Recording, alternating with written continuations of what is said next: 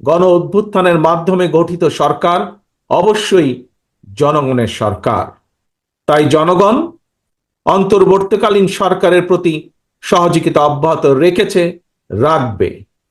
তবে কোনো এক পর্যায়ে অন্তর্বর্তীকালীন সরকারের জবাবদিহিতাও কিন্তু নির্বাচিত সংসদের মাধ্যমেই নিশ্চিত করা হয়।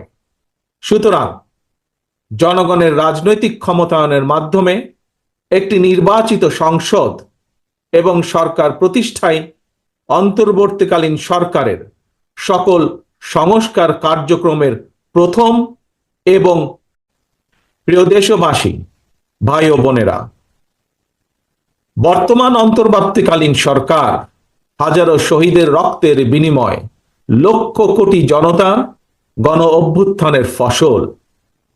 এই সরকারের কোনো কোনো কার্যক্রম সকলের কাছে হয়তো সাফল্য হিসাবে বিবেচিত নাও হতে পারে, কিন্তু এটি আমাদের প্রত্যেককে মনে রাখতে হবে, এই সরকারের ব্যর্থতা আমাদের সকলের ব্যর্থতা, বাংলাদেশের পক্ষের গণতান্ত্রিকামী জনগণের ব্যর্থতা। সুতরাং এই অন্তর্বর্তীকালীন সরকারকে কোনোভাবেই ব্যর্থ হতে দেওয়া যাবে না।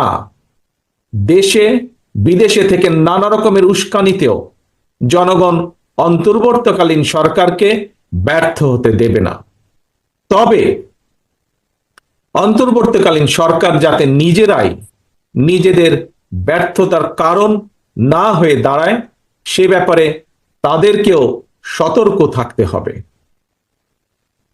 বাংলাদেশ কিংবা যে কোনো দেশেই গণ অভ্যুত্থানের মাধ্যমে গঠিত সরকার অবশ্যই জনগণের সরকার। তাই জনগণ অন্তর্বর্তীকালীন সরকারের প্রতি সহযোগিতা অব্যাহত রেখেছে, রাখবে। তবে কোনো এক পর্যায়ে অন্তর্বর্তীকালীন সরকারের জবাবদিহিতাও কিন্তু নির্বাচিত সংসদের মাধ্যমেই নিশ্চিত করা হয়।